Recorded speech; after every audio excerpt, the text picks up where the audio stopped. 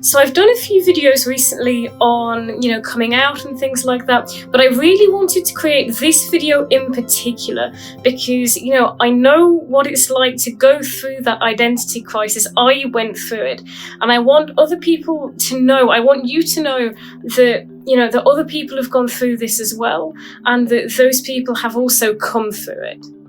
Because I want you to know that you will also come through it, that you're going to come through it as well. Really quickly, if you haven't subscribed yet, then please hit the subscribe button, and if you hit the bell and you hit all, then you should be notified every time I post a new video.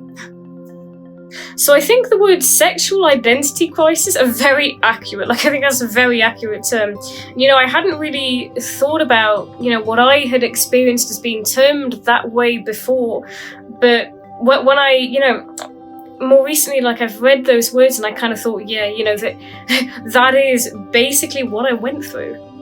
And when you go through that crisis of identity, when it comes to your sexual orientation, it can be so confusing. There is so much that you're thinking about, so much that you're feeling, that you're experiencing, and it really can feel like a crisis.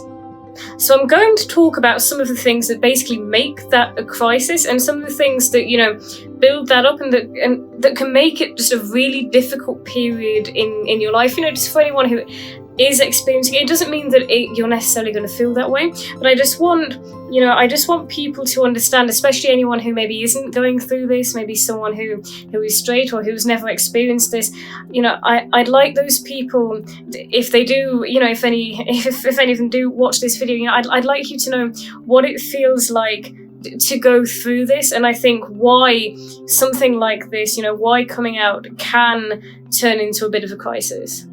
Now, having said that, I was very lucky. When I did come out, I was very accepted and I was very supported, and that was very lucky. But, it was still a difficult time, especially building up to that before I actually came out. That was difficult when I was trying to figure it out, because I didn't know how it was going to be, that it was going to be accepted. I didn't know how it was going to be received. So the first thing is that, there were so many assumptions about your sexual orientation. Maybe, I think that is changing a bit now, from people who I've spoken to who are a bit younger than me.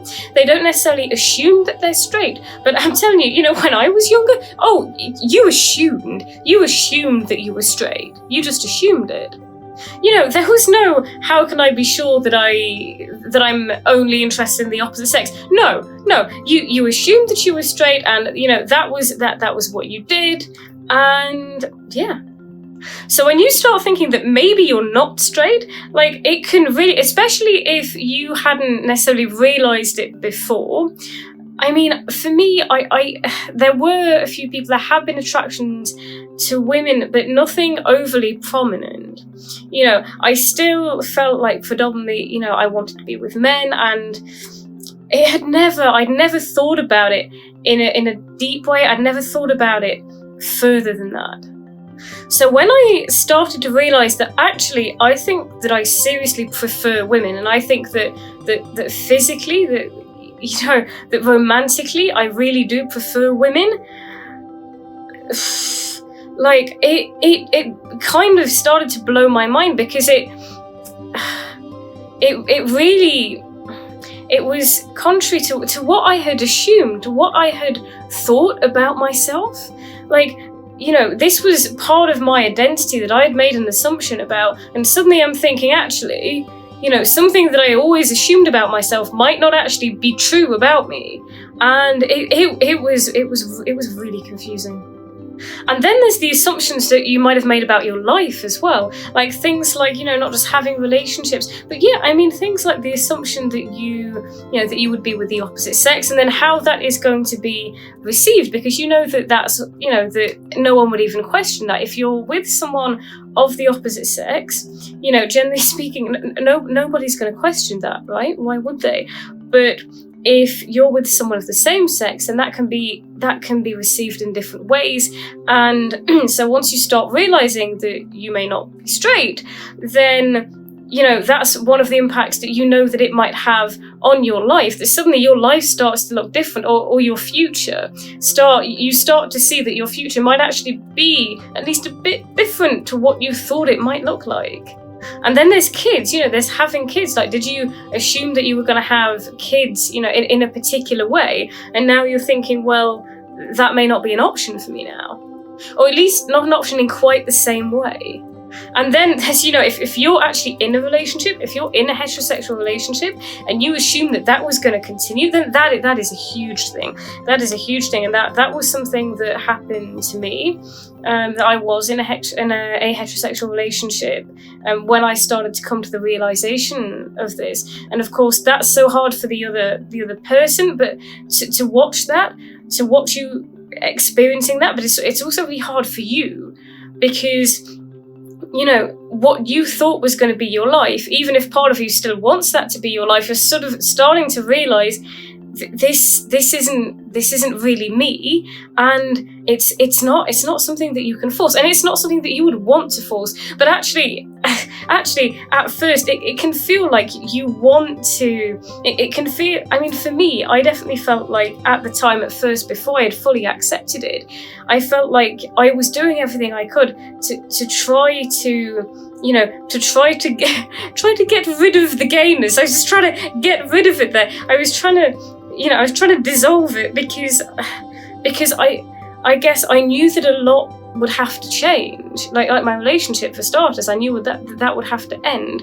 And that is a really hard thing, because if you're in that situation, you can just see that your life is going to dramatically change.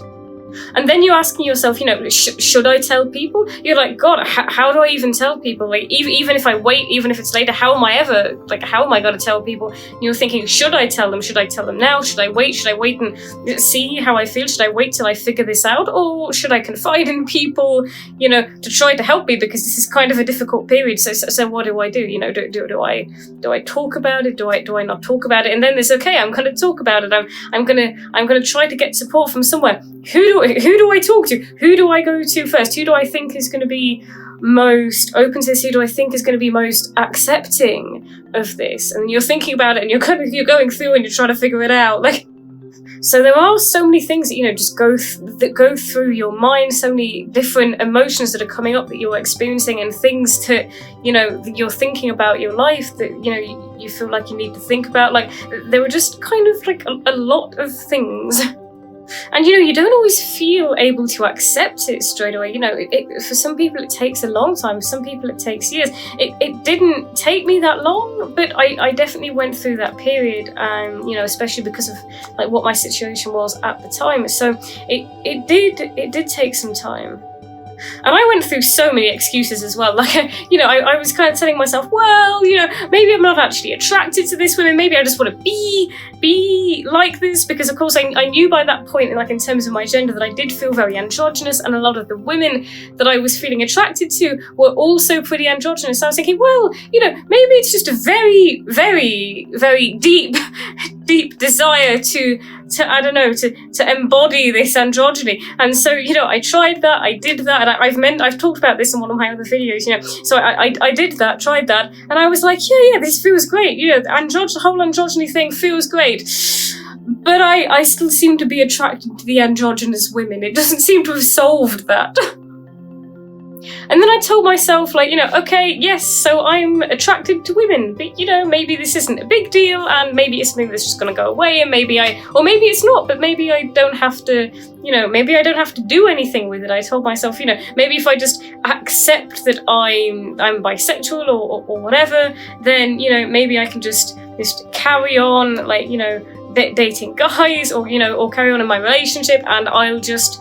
it will never actually really have to be part of my life if I just sort of own it in some way.